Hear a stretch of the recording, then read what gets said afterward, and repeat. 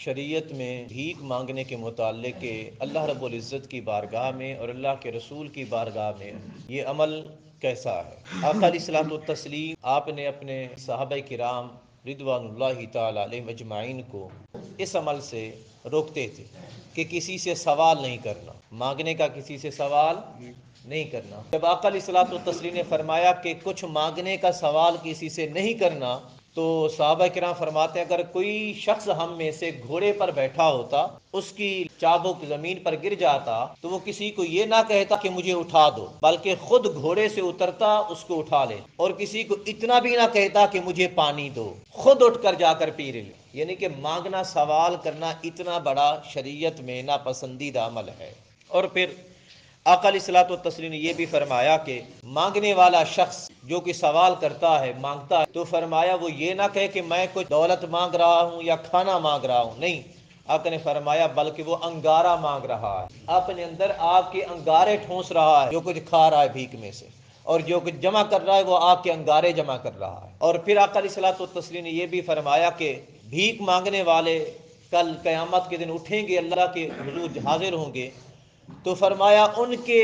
چہروں پر گوشت نام کی کوئی چیز نہیں ہوگی، بغیر گوشت کے ہڈیوں والا چہرہ ہوگا، ان کے چہرے پر ذلت و رسوائی کے آثار نمایاں ہوں گے، باقی اہل محشر انہیں دیکھ کر پہچان لیں گے، دیکھو یہ بھکاری آ رہے ہیں۔ اور مسند امام احمد بن حنبل کی روایت تو اتنا بھی ہے کہ آقا علیہ الصلوۃ والتسلیم نے فرمایا جس کسی کے پاس کلہاڑا ہو وہ جائے جنگلوں میں لکڑیاں مارے، لکڑیاں کاٹ کے جمع کرے، گٹھا بنا کے اپنی پیٹھ پہ اٹھائے، بازار میں آئے بیچے،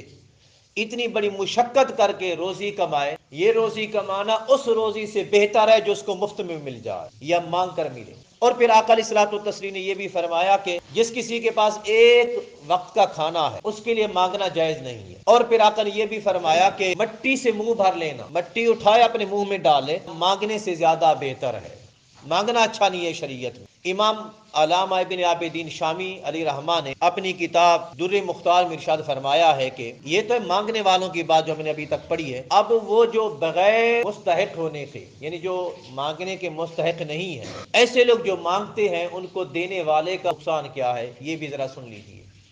علامہ ابن عابدین شامی علیہ رحمہ نے فرماتے ہیں کہ اگر مانگنے والا تندرست ہے، کما سکتا ہے، یا اس کے پاس ایک وقت کا کھانا موجود ہے، پھر بھی سوال کرتا ہے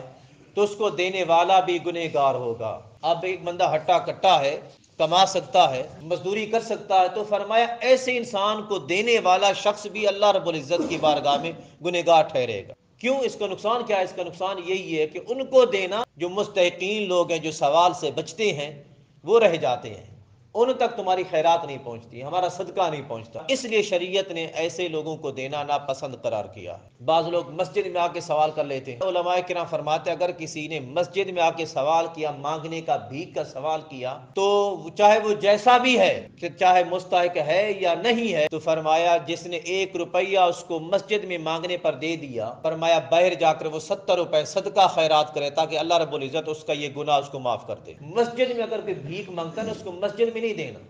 مسجد میں بھیک مانگنے سے روک دیا جائے، بھئی اللہ کا گھر ہے، اس میں بھیک نہیں مانگنی۔ علماء فرماتے اگر 1 روپیہ تو نے دیا ہے تو تو گنہگار ہو گیا ہے، پھر 70 روپے 1 روپے کے کفارے کے لیے ادا کر تاکہ تیرا رب تجھے تیرا گناہ معاف کرے۔ آقا علیہ الصلوۃ والتسلیم بیٹھے ہوئے تھے، ایک شخص آ گیا، اس نے اعلان کر دیا کہ میری بکری گم ہو گئی ہے، کسی کو مل جائے تو مجھے واپس دے دے۔ آقا علیہ الصلوۃ والتسلیم نے فرمایا اللہ کرے نہ ملے، حدیث پاک کے الفاظ ہیں، اللہ کرے نہ ملے۔ وہ عرض کرنے لگا حضور میری شے گم ہو گئی ہے، میں لوگوں کو بتا رہا ہوں کہ مل جائے، آپ فرماتے اللہ کرے نہ ملے، یہ کیا ماجرا ہے؟ آقا نے فرمایا یہ اللہ کا گھر ہے، عبادت کے لیے ہے، یہ گم شدہ چیزیں تلاش کرنے کے لیے نہیں ہے، یا گم شدہ چیزوں کے اعلان کرنے کے لیے نہیں ہے۔ اب گم شدہ چیز کا ایک شخص اعلان کرنے آیا تو آقا نے فرمایا اللہ کرے نہ ملے۔ اب اس مسجد میں بھیک مانگنا کیسا جائز ہو سکتا ہے؟ اس لیے اگر کوئی بھیک مانگ بھی رہا ہے، کسی جماعتی کے قریب بیٹھا ہے، پھر وہ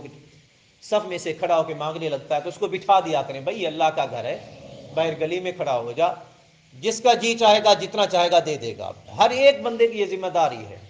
اس شے کو لازم اپنائیں، کہیں ایسا نہ ہو کہ یہ ہماری مسجدیں بھکاریوں سے بھر جائیں، مانگنے والوں سے، اور پھر نماز پڑھنے کی جگہ بھی باقی نہ رہے۔ سو دعا ہے کہ رب تعالیٰ میں سوال کرنے، بھیک مانگنے اور اپنا روپیہ، پیسہ، دولت جائز مقام پر دینے اور مستحقین کے حوالے کرنے کی توفیق عطا فرمائے۔